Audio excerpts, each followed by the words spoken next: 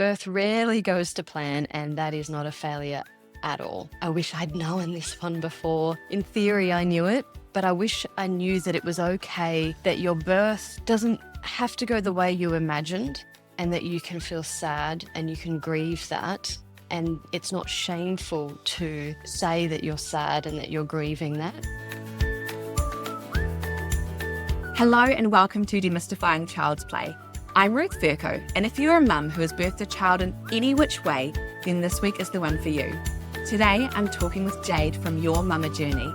Jade is an accredited mental health social worker, and she has created guided journals especially designed to take you through reflecting on your birth experience, with specific journals for vaginal or C-section births. Your Mama Journey was born from her deeply personal experience and a profound realization. Jade found herself navigating the complexities of motherhood after an unexpected emergency C-section. As she held her newborn daughter, she felt a mix of joy and confusion, realizing that the journey of motherhood was far more intricate than she'd ever imagined. So today, we're going to chat about bringing our babies into the world, unexpected circumstances, and processing that blur of birth experience. Now, if this does bring up any uncomfortable thoughts or feelings, I highly recommend chatting with a friend, healthcare professional, or maybe you might want to get one of Jade's journals to help you process the crazy experience that turned you into a mum. So welcome, Jade. Thank you so much. Thank you so much for inviting me into your space. I'm so happy to be here and to be talking about the journals, but also just learning a bit more about you and your space as well. And that's something really interesting is that, as I've just said, everyone's got a different experience of what's brought us to being a mum, and everyone's is unique and everyone is valid.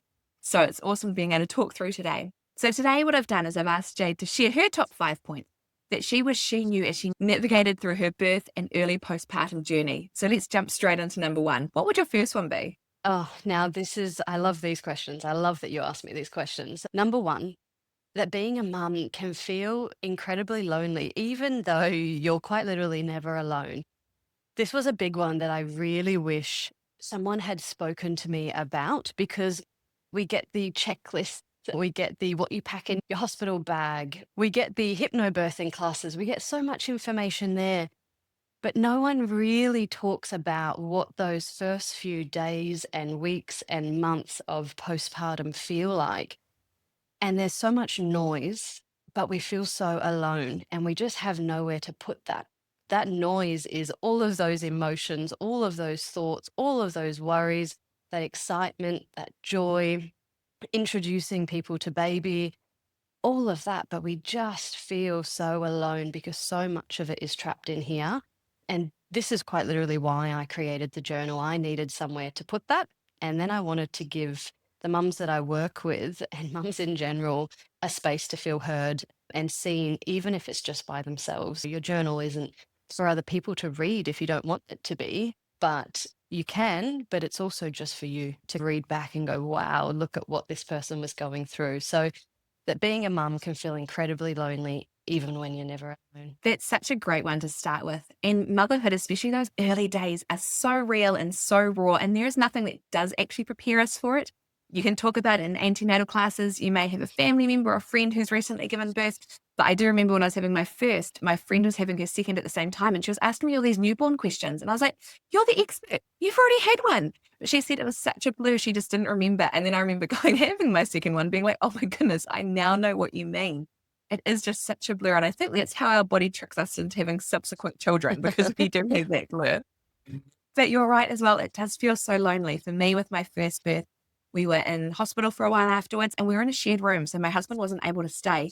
And while I was very loose with my birth plan, I just wanted a healthy baby and healthy me. And my husband staying, I thought, was just a given. And so that loneliness started straight away. And I didn't realize how much it impacted me until I was able to have him come back in the mornings and just be like, oh my goodness, there's someone here with me again. Even though I was in a shared room, just so different. So that's such a good first one. It can be incredibly lonely, and it probably will be for a lot of people, because there's so much that you're navigating through and changing yourself. And you've got those crazy hormones as well. So what would be your second point? Yeah, good one. So good transition. The second point, the emotional recovery matters just as much as the physical. As an accredited mental health social worker working in mental health, you'd think that this one was just a given for me. Of course, I knew that in theory. And people talk a lot about the physical recovery after birth. When we talk to other mums about how was your birth, we often talk about the physical first. But I didn't realize just how important it was to process the emotional impact too. So, whether it was grief, trauma, even just feeling overwhelmed, those emotions, they don't disappear on their own. So, the idea of processing them, that was the part that helped me reconnect with myself. And I want to flag here that sounds like a very active thing to be doing. And when do you have time to do that when you're a new mum with a newborn?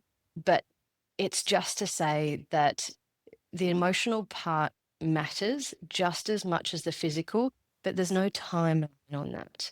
We don't say your emotional recovery should happen by 6 weeks postpartum. And if you go to see your doctor, you still feel some unexpected emotions or an excess of emotions, that there's something wrong there. Absolutely not. Again, the idea of the journal was that you get to pick it up and put it down when you need to. And for some people, that is 10 years after they've had a baby. I'm working with mums at the moment, and their children have just turned 10, and we are talking about their pregnancy, labor, and birth at that point because we're recognizing that perhaps the things that have happened in that period is impacting them now and has been impacting them throughout their motherhood journey. For others, they pick up that book while they're still in hospital with their newborn. It's completely different for every single person. And a really good way of figuring out whether you need to check in with that emotional side is to talk to the people around you, partners, parents, friends, because as mums, we are really good at masking how our true feelings. We are really good at masking our true feelings for the betterment of the people around us. And you've just been given this beautiful little soul to take care of. So, of course, you're going to do that first. All I'm asking is for you to also recognize the emotional recovery matters just as much as the physical. Yes, that is so important. And looking after our baby, we can only do that as well as we look after ourselves. And it is so easy to sweep it under the mat, think, okay, I've done my 6 weeks of recovery. I should be all active now. Like I should be mentally and physically and everything go. But actually, that's not the case. And what I really love is how you're called your mama journey.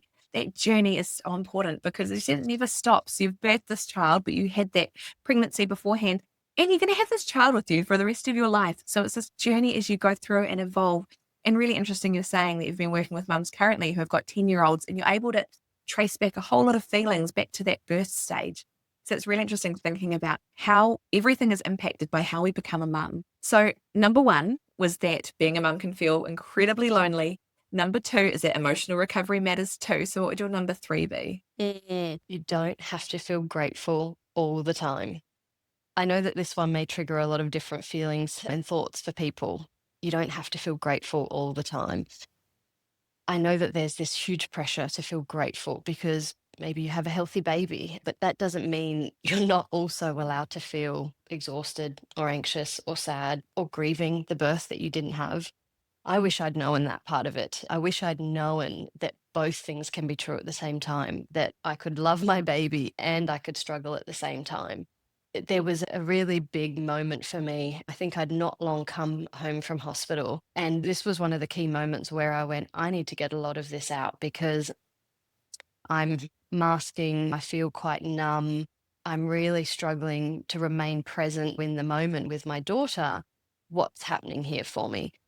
And I could hear this kind of internal dialogue saying, you should feel grateful. This is amazing. She's healthy. You're okay. You're going to get better. This is exactly what you wanted. And only by sitting and writing a few things out and checking in with myself, I was able to say, you know what? I'm actually grieving the birth that I didn't have.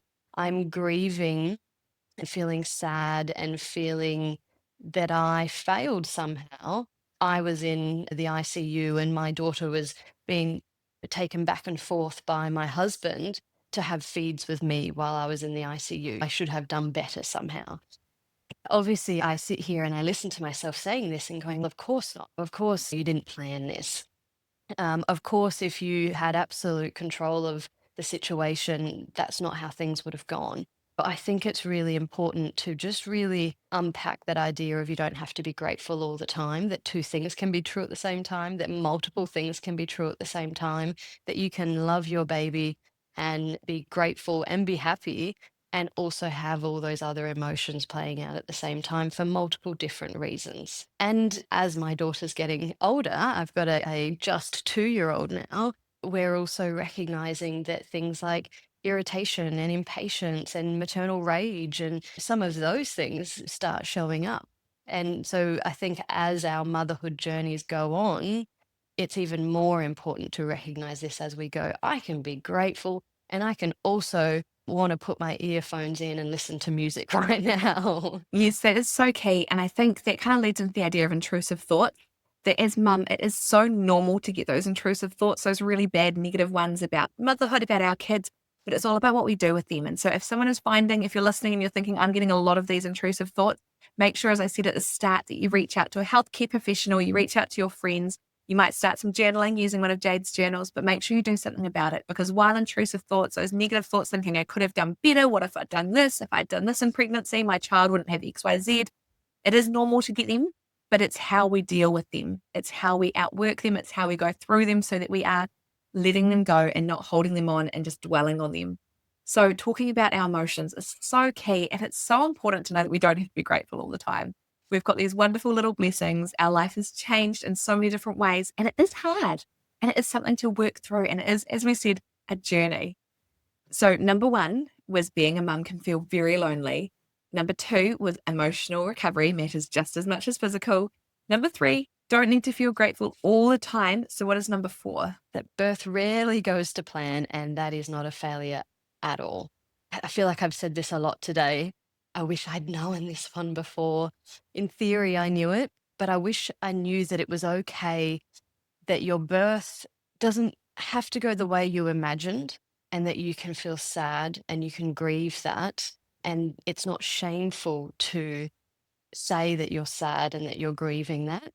And that can also not be a failure on your end either. I absolutely had a vision of how things would unfold for me. And when it didn't go the way that I hoped, I carried a lot of guilt for that. But recognizing that birth is unpredictable and letting go of that perfect plan earlier on in my journey could have absolutely saved me a lot of emotional pain, because I know it's something I said in number one. There are so many things that we do to prepare for birth. And even though they say in those birthing classes, this is just a plan, this is just a hope, things could change from there.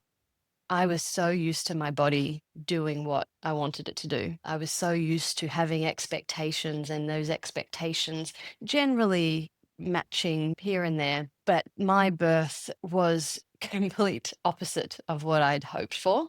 And I remember in doing my birth preparation, I remember looking at all the different vaginal births and all the different pain relief options, all of those things.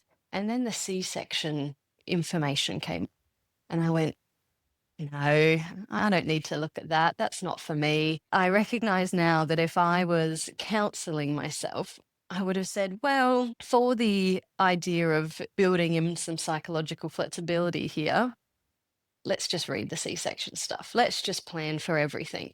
And I think because I limited myself in that way at the very beginning, I didn't have that psychological flexibility around my labor and birth. I didn't hold the underlying knowledge that birth is unpredictable. I came out of it feeling like I was a failure.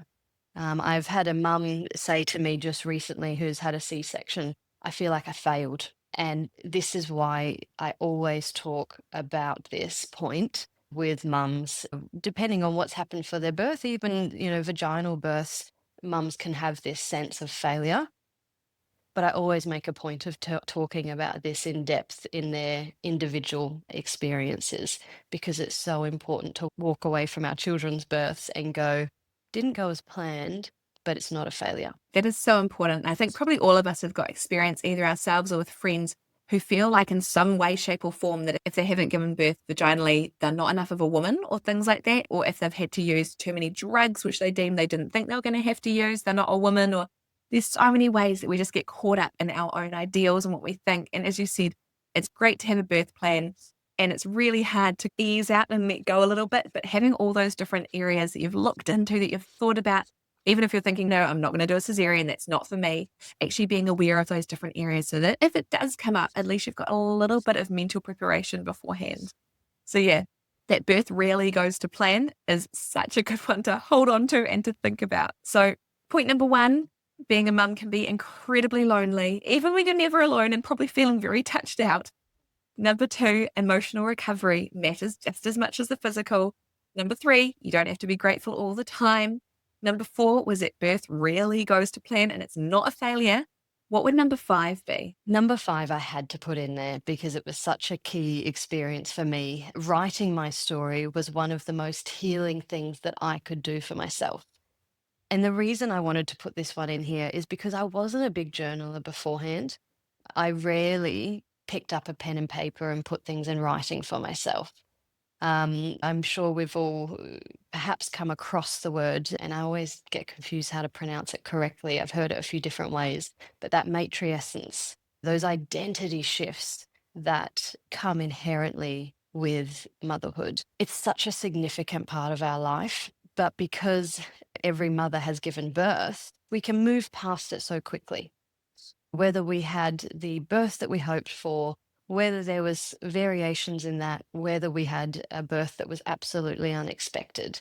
The shift into motherhood shifts us completely, and we are doing what we can to re-find our normal. Putting it in writing and honoring that part of your journey, that your mama journey, as you put it so well before, it's just been such a game changer for me. So, look, I wish I'd planned to journal anyway. I wish I'd planned to journal after I'd had my baby and it was something that I'd put on my agenda to do. I didn't, and it was a reactive response. And I cannot minimize how healing it was for me. By putting my story into my own words, it helped me make sense of it. It helped me realize what that person had been through. And it helped me come out the other side feeling like I had the power to rewrite how I experienced those moments. I'm not rewriting my story. I can't rewrite the past, but I can rewrite how I experienced those moments.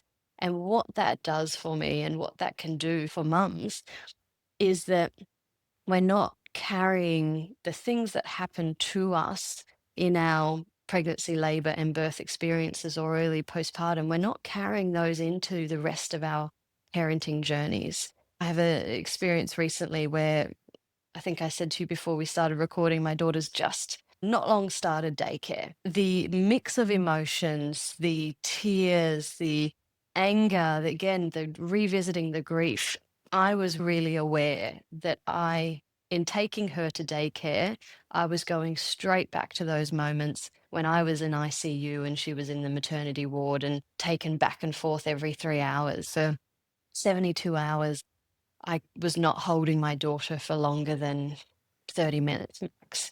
And I knew that everything that was showing up for me when I was dropping her off to daycare and struggling to go to work relates straight back to that. If I didn't have that knowledge, I might be questioning myself more. There might be excess self criticism. I might not be able to go to work because I couldn't drop her at daycare. So, this is why it's so important in any way that makes sense to you. Journaling is one option, but this is why it's so important to get those thoughts and emotions out through such a significant period of your life. And that's why I built the journal so that there's an option there for the mums who need it and want it. I would completely agree with that whole idea around journaling. For me, with my first birth, it was an unexpected breech birth. And so that had a hospital ambulance ride and just a whole lot of people in a room and just a bit more crazy than what I was expecting. And it was my first real experience in my life of not being in control. A lot of us have come into motherhood having these careers where we've got a lot of control. We may have been climbing up the ladder. We knew what we were doing every day. And suddenly through labor and birth and then having this newborn, there is so much in our life that is out of control.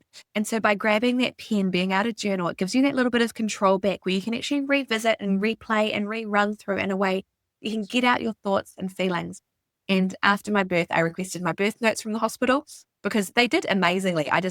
I was so out of it. I just did not remember so many aspects and I wanted to revisit it. And I knew there'd been a midwife scribing down everything because there'd been so many people in the room. Someone was there primarily just to write down what was happening. And I got those birth notes. And it wasn't until my oldest was nearly 2 or just about 2 that I actually revisited them and then did my journaling. As you're saying, it's not all done in the moment. And I think I needed that gap. And I looked in my boy's book that I'd been writing, and I thought I'd written out the birth story, and I'd written birth story. Waters broke at 2 a.m. It felt like a water balloon being thrown at me. And that's where I'd stopped. And in my mind, I'd written everything out already. And I think that was where I was at when I started writing it. So being able to then stop, reflect when he was a bit older, when I was in a different headspace as well, was really important for me, actually going through that birth journey and knowing a bit more what happened, being a bit more in control, and just reflecting on all those emotions and feelings that brought me with my first child into being a mum. Yeah. So yes, journaling is so important. And it's, as you said, different for everyone, but it's definitely worth a try. Yeah, you're absolutely right there. It's worth a try. You know what? And whether that's a blank page, whether that is a journal that does have prompts that can help you along the way, whether that's a couple of dot points in the notes section of your phone, everyone's different, but have a go at it, because I think you'll find making space to be honest with yourself and then reread that honesty back to you, that is incredibly healing. Yes, definitely. I could not agree with you more. So we have covered a lot today, Jade. That has been fantastic. Now, if anyone's thinking, I'd really like to revisit these points, don't worry. You don't need to listen to the whole episode 20 million times so your brain is actually taking it in.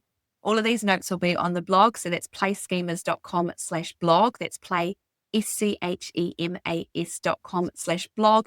And I'll also have there where to find Jade. So I'm just going to run through those top 5 again, and then Jade will be able to share where to find you. And if you do want to have your guided journaling experience, what you can do. So number 1, she shared that being a mum can feel incredibly lonely, even if you're never alone. Number 2 is that emotional recovery matters just as much as the physical. Number 3, you don't have to feel grateful all the time. Number 4, that birth rarely goes to plan, as in hardly goes to plan, and that's not a failure. And number 5, for her and for me, writing the stories was one of the most healing things that they could do.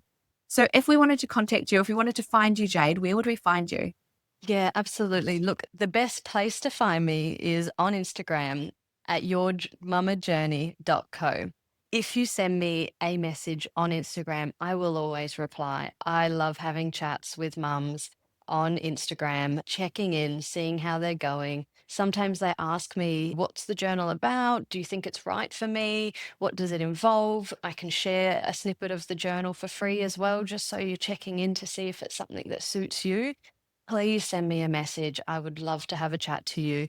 If you want to jump straight in and grab a journal, you can just go straight to our website, which is www.yourmamajourney.com. Please reach out. I'd love to hear from you. Awesome. Thank you so much, Jade. And remember, you don't need to remember these places. I'll have them on the show notes and also under this episode so you can easily access them. You can easily access Jade. Again, Jade, thank you so much for coming on today. Thank you so much for sharing some of your story and those top 5 about coming into motherhood and how crazy amazing it is, but how there's so much that goes with it. I just want to finish off saying that if you became a mother through adoption, you are 100% a mother as well. Today, we've just been talking about different ways of birth, but big amazingness to you as well if that's how you've become a mother as well. So everyone, thank you so much for tuning in today. Remember, today is a great day to play. And if you haven't written down your birth story, grab a pen, grab a piece of paper, and spend just even 5 minutes doing a couple of bullet points to get you started.